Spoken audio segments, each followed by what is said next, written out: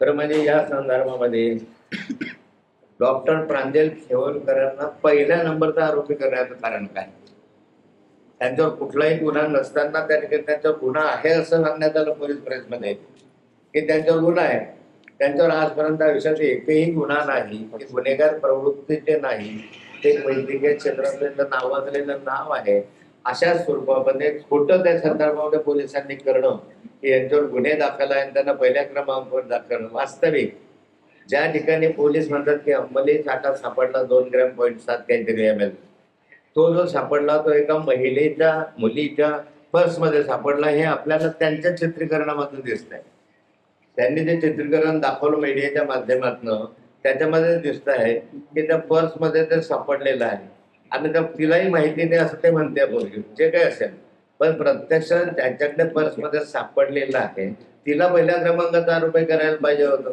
यांनी तर काही त्या ठिकाणी यांच्यावर बाळगलेलं नव्हतं. यांनी या ठिकाणी कोणताही अंमली पदार्थ बाळगलेला नव्हता. बाकी त्यांनी एकाच मुलीच्या याच्यामध्ये होतं.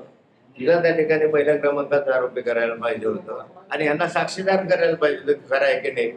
परंतु ह्यांना पहिल्या क्रमांकाचं करणं, वारंवार प्रांजल खेवलकरांचं नाव घेणं, एकनाथ खडसे जावयाचं नाव घेणं, म्हणजे हे एकनाथ खडसेंच्या फॅमिलीला बदनाम करण्यासाठी मुद्दाम केलेलं कृत्य आहे. यामध्ये जे काही मिळालेले अंमली पदार्थ आहेत त्याच्यामध्ये पोलीस तुमच्या मीडियाच्या माध्यमातून मला समजलं काय किंवा अल्कोहोल सापडलं, लोकांच्या याच्यामध्ये अल्कोहोल सापडून आलं आणि पण बाहेर नका कळायला. जर पोलिसांनी रिपोर्ट दिला असेल, तर आपल्या ह्याने डॉक्टरांनी रिपोर्ट दिला असेल तर पोलिसांकडे येतो. हा मीडियाकडे कसा आला? आणि मीडियाकडे जर आला अल्कोहोलचा, तर मग त्या संदर्भात ड्रग्सचा रिपोर्ट का नाही येत आहे? ड्रग्सचा रिपोर्टही यायला पाहिजे होता. पण ड्रग्सचा रिपोर्ट येते, अल्कोहोलचा रिपोर्ट त्या ठिकाणी येतो. मला संशय घ्यायला जागा आहे की एखाद्या वेळेस ड्रग्सच्या संदर्भामध्ये छेडखानी होण्याचा प्रयत्न केला जात असावा. कारण ससूनचं नाव या संदर्भामध्ये अग्रेसर आहे अलीकडच्या कालखंडामध्ये. दुसरं पोलिसांकडे आम्ही मागणी करणार आहे या ठिकाणी की तुम्ही जे काही व्हिज्युअल्स प्रकाशित केलेले आहे ते व्हिज्युअलचे परत आम्हाला मिळावे, त्यांचे तुम्हीच काढलेले आहे. आता या संदर्भामध्ये जे गुगल ड्राईव्ह आहे, या गुगल ड्राईव्हला कसं केलं बाहेर आहे? जाऊ शकतं का? पोलिसांनी दिल्याशिवाय होऊ शकतं का?